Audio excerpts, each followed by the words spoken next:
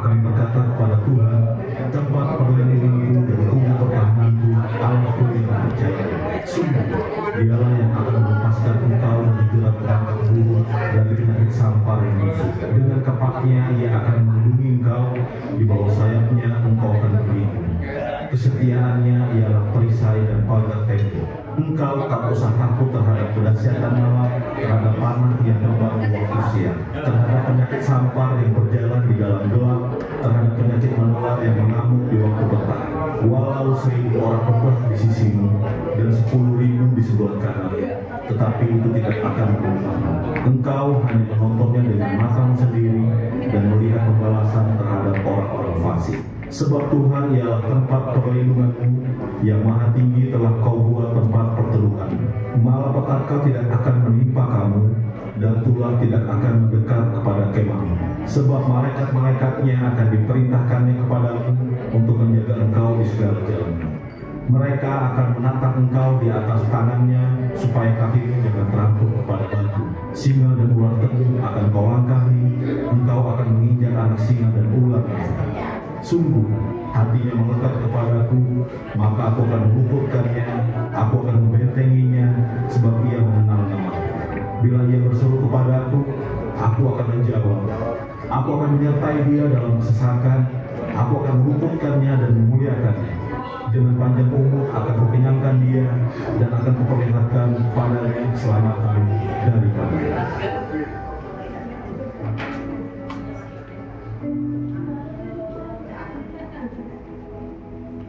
Shalom semuanya. Di dalam Voice of Pentecost hari ini kita akan membahas seorang tokoh yang luar biasa di dalam Alkitab. Ia adalah Musa. Terbukti 65 kali Alkitab mencatat bahwa Tuhan berbicara dan berfirman kepada Musa. Dan tidak ada nabi lain di dalam Alkitab yang sama seperti Musa. Nah, bukankah sebagai seorang percaya kita rindu untuk terus intim dan dapat bercakap-cakap dengan Tuhan? Karena itu, mari kita sama-sama mempelajari beberapa kualitas dari seorang nabi yang sangat menginspirasi dari zaman ke zaman secara singkat. Yang pertama, Musa memilih hidup dalam kebenaran. Dalam Ibrani 11 ayat 24-26 dijelaskan, karena iman, maka Musa setelah dewasa menolak disebut anak putri Firaun, karena ia lebih suka menderita sengsara dengan umat Allah daripada untuk sementara menikmati kesenangan dari dosa. Ia menganggap penghinaan karena Kristus sebagai kekayaan yang lebih besar daripada semua harta Mesir, sebab pandangannya ia arahkan kepada upah. Yang kedua, Musa rela diproses Tuhan. Setelah Musa melarikan diri dari tanah Mesir, ia hidup dengan sangat berbeda di tanah Midian sebagai pendatang. Selain itu, Musa juga mengalami perjumpaan pribadi dengan Tuhan dan mengenal Allah secara pribadi. Pengalaman-pengalaman ini adalah proses yang Musa jalankan untuk mempersiapkan dirinya menjadi pemimpin atas umat pilihan Tuhan. Musa meresponi perintah Tuhan untuk membawa dan mengajar bangsa Israel hidup dalam destiny yang sudah Tuhan tetapkan, yaitu menjadi bangsa yang sulung, yang akan beribadah kepada Tuhan dan yang akan melahirkan juru selamat. Musa sadar bahwa kehidupan dan apapun yang ia miliki adalah untuk menghidupi panggilannya.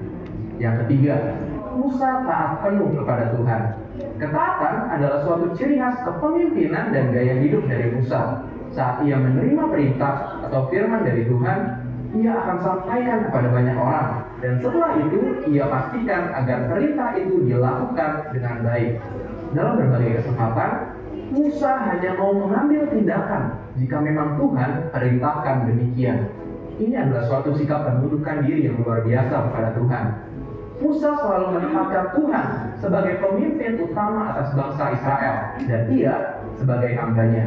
Yang keempat, Musa selalu ingin adanya penyertaan Tuhan. Ketika bangsa Israel melakukan penyembahan kepada patung lembu emas, Tuhan memutuskan bahwa ia tidak akan berjalan bersama bangsa Israel ke tanah perjanjian, tetapi malaikat yang akan menuntun mereka. Apa reaksi Musa? Dia menolak untuk dituntun oleh malaikat, tetapi hanya mau dituntun oleh Tuhan. Musa bahkan menolak untuk disuruh berangkat dari padang gurun Sinai ke tanah perjanjian jika bukan Tuhan sendiri yang memimpin dia dan bangsa Israel. Musa menunjukkan bahwa bagi dia, penyertaan Tuhan adalah segala-galanya. Yang kelima, Musa mengejar hadirat Tuhan sekalipun ada resiko. Musa pernah meminta untuk melihat Tuhan di dalam kemuliaannya. Pada zaman itu, permintaan ini sangat beresiko, karena siapapun yang melihat Tuhan beresiko mati, karena karya salib Kristus belum terjadi. Pendeta Komiteni dalam buku God Chaser menuliskan bahwa jika kita ingin benar-benar melihat Tuhan, kita harus siap mati. Mati atas keinginan duniawi, mati atas hasrat dosa, dan hidup bagi Kristus. Yang keenam, Musa bersyafaat bagi bangsanya. Salah satu tindakan Musa ketika Tuhan begitu marah kepada bangsa Israel yang melakukan dosa adalah dia bersyafaat bagi bangsa Israel. Bersyafaat artinya berdiri di hadapan Allah, memohonkan doa secara sungguh-sungguh bagi orang-orang tertentu. Tindakan syafaat Musa akhirnya membuat Tuhan mengubah keputusannya. Kita sebagai umat percaya perlu bersyafaat bagi bangsa kita. Yang ketujuh, Musa memiliki hati yang lembut. Bilangan 12 ayat 3 menuliskan bahwa Musa memiliki hati yang sangat lembut. Sekalipun waktu itu Miriam dan Harun mengatai Musa, tapi dia memilih diam. Sehingga tidaklah mengherankan jika Tuhan begitu membelanya. Dan pembelaan yang sama Tuhan pasti berikan kepada setiap kita yang mau memiliki hati yang lembut. Yang kedelapan, Musa mengimpartasi apa yang dia terima dari Tuhan. Musa meneruskan apa yang ia terima dari Tuhan kepada orang-orang yang ada di bawahnya.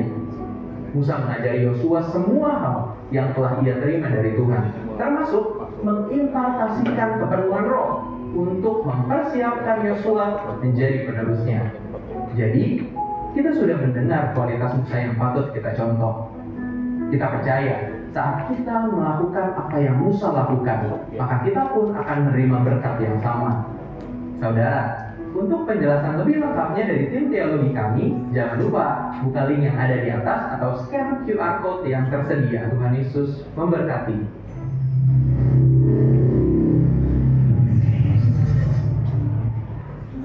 Shalom, jemaat GBI Lewi yang dikasihi Tuhan Yesus. Saya, Pendeta Damai Perawatan Gembala GBI Lewi, dengan penuh sukacita menyambut kehadiran kita semua dalam ibadah di GBI Lewi. Welcome home.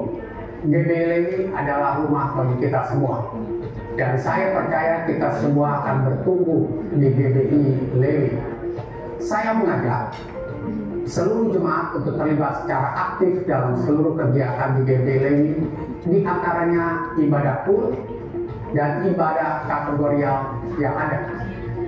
Bagi para orang tua, saya juga menyampaikan ada kelas sekolah minggu, di mana seluruh kakak sekolah minggu dengan penuh kasih dan sukacita melayani anak-anak kita dan membawa mereka dalam pengalaman baru bersama dengan Tuhan Yesus. Dan khusus GBI Lewi Likmul disediakan ruang nursery untuk ibu menyusui. Sekali lagi, welcome home. Tuhan Yesus memberkati.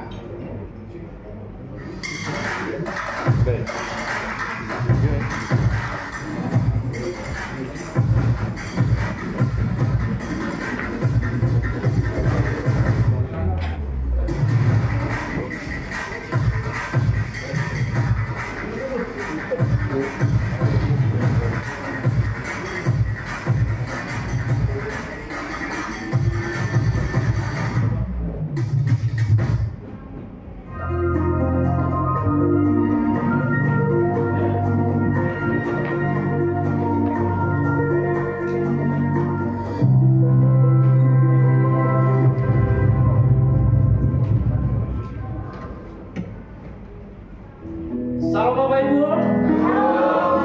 Gimana kabarnya? Luar biasa. Oke, puji Tuhan. Saya undang untuk bangkit berdiri. Mari kita bersatu dalam doa. Tuhan yang kami sembah, yang kami muliakan. Bapak, inilah kami anak-anak-Mu Tuhan pagi hari ini. Kami datang Tuhan di hadapan-Mu untuk menyembah dan memuliakan nama-Mu. Engkau sangat baik, Engkau luar biasa bagi kehidupan kami Tuhan selama 1 minggu ini. dari rumah kami sampai ke tempat ini Tuhan, sungguh luar biasa keajaiban Engkau telah sampaikan kami di tempat ini Tuhan, dengan penuh dengan hati, penuh dengan sukacita. Terima kasih ya Tuhan, pagi hari ini juga Bapak, kami merindukan Tuhan untuk memimpin rohani kami ya. Berkatilah Tuhan Gembala sidang kami Tuhan, Dr. Yesus Nikon Tuhan berserta wakil. Urapi juga Tuhan, Gembala Rasa Tua kami Tuhan, Pak Budi Tuhan berserta wakil.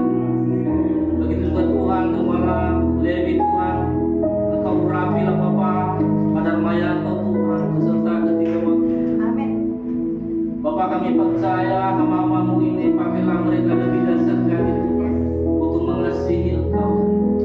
Apapun visi misi yang mereka lakukan Tuhan, biarlah sesuai dengan rencana Yes. dan kami juga Tuhan mendoakan khususnya untuk Gembala kami GBI Citralen di tempat ini Tuhan, Barbang Lubis beserta wakilnya Tuhan, Paleo Nainggolan Tuhan. Urapilah kedua hamba-Mu ini Tuhan, berikanlah mereka hati selalu mengasihi Engkau ya Tuhan. Berkatilah mereka dalam kesehatan ya Tuhan. Terlebih-lebih Tuhan dalam pelayanan mereka Tuhan, biarlah lebih dahsyat lagi Amin. untuk memuliakan, menyenangkan hati-Mu ya. Bapa kami yang baik, kami juga Tuhan khususnya untuk hamba-Mu Tuhan yang menyampaikan kebenaran firman-Mu Tuhan kepada kami pagi hari ini. Urapilah hamba-Mu Tuhan PDM Pak Jakob Tuhan. Yes. Bapak urapilah hamba-Mu ini Tuhan, pakai dia lebih dahsyat lagi ya Tuhan. Yes. Apapun firman-Mu yang dia berikan kepada kami ya Tuhan, biarlah kami menerimanya Tuhan dengan berbuah dan berakar bertumbuh di dalam kehidupan kami ya Tuhan. Urapilah hamba-Mu ini dalam pelayanan ya Tuhan. Urapi istrinya, bahkan anak-anak cucunya juga Tuhan, Engkau berkati. Amin. Bapak kami yang baik, kami sangat bersyukur kami mempunyai Tuhan yang hidup seperti Engkau Tuhan Yesus. Bapak kami yang baik, kami juga Tuhan mendoakan khususnya buat jemaat-jemaat Tuhan yang ada di tempat ini ya Tuhan. Urapilah kami mereka satu persatu ya. Amin. Urapilah keluarga mereka satu persatu ya Tuhan, anak mereka Tuhan, bahkan anak cucu mereka Tuhan, Engkau berkati ya. Amin. Berkatilah mereka dalam pekerjaan usaha, apa yang mereka lakukan Tuhan, berikanlah mereka berhasil Tuhan. Dari 30, 60, bahkan 100% Tuhan, Engkau nyatakan bagi kehidupan keluarga-keluarga ini. Bapak, Engkau sangat baik, luar biasa bagi kehidupan jemaat-jemaat-Mu saat ini ya. Mungkin dalam keadaan susah Tuhan, bahkan jalan. Mungkin dalam keadaan sakit Tuhan, Engkau yang menyembuhkan. Yes. Bapak kami yang baik, Engkau yang terhebat bagi kehidupan kami ya semuanya. Dan pagi hari ini juga Tuhan, kami mendoakan Tuhan buat anak-anak kami GC, bahkan sekolah minggu ya Tuhan. Urapilah anak-anak kami ini Tuhan, pakailah mereka lebih dahsyat lagi Tuhan Amin. untuk mengasihi Engkau. Jauhkan mereka dari segala pemikiran-pemikiran yang tidak baik. Urapi dalam sekolah, berikanlah mereka kepintaran, kecerdasan ilahi daripada-Mu ya Allah. Terima kasih ya Tuhan, terima kasih Roh Kudus, dan kami percaya lingkungan Citralen di tempat ini Tuhan dipenuhi dengan kuasa daripada Amin. tidak ada namanya roh jahat yang intimidasi ya Tuhan.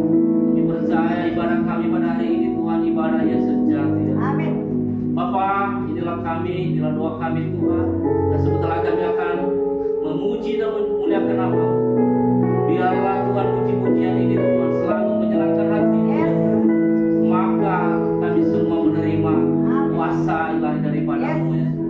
Dan setiap kami mendengar firman-Mu Tuhan, berkati kami dengan kasih daripada-Mu ya. Terpujilah Engkau Tuhan, di dalam nama-Mu Tuhan Yesus kami telah berdoa dan sudah mengucap syukur. Haleluya. Amin. Haleluya. Masih sampai di sini kemuliaan buat Tuhan Yesus. Haleluya. Haleluya. Dan kita terus kanan kiri Bapak Ibu Saudara, minimal 5 orang keluar dari bangku-bangku saudara dan katakan Tuhan Yesus memberkati. Haleluya. Haleluya. Terpujilah nama-Mu Tuhan Yesus. Haleluya. Pujilah Tuhan itu. Mari kita akan bersorak memuji dan memuliakan nama-Nya.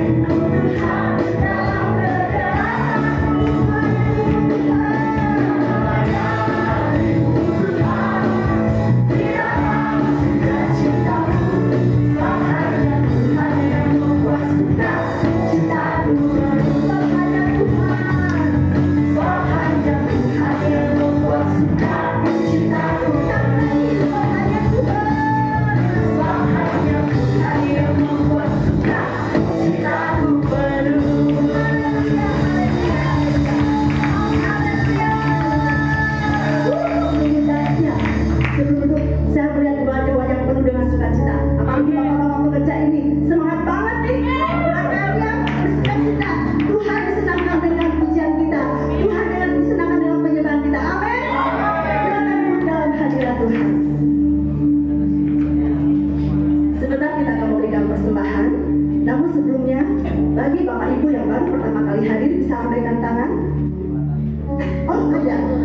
Puji nama Tuhan. Selamat datang. Ibu, bagi belum bila mana tidak belum ada tempat beribadah, kami mengundang kembali untuk minggu depan hadir tempat ini kembali. Tuhan Yesus memberkati Ibu. Mari yang sebelahnya atau pekerja bisa disalami. Ya, puji nama Tuhan. Kita akan berdoa, kita akan memberikan persembahan. Segala pujian syukur hanya bagi Tuhan. Ini kami Tuhan, umat-umat-Mu Tuhan. Kami bersyukur Tuhan, kami memuji dan membesarkan nama-Mu Tuhan. Dan tiba saatnya Tuhan, kami akan memberikan persembahan yang terbaik Tuhan. Biarlah persembahan ini boleh kami berikan untuk saudara-saudara kami yang membutuhkan. Berkati kami Tuhan, biarlah kami memberi dengan sukacita hanya di dalam nama Tuhan Yesus. Haleluya, amin. Silakan memberi dengan sukacita.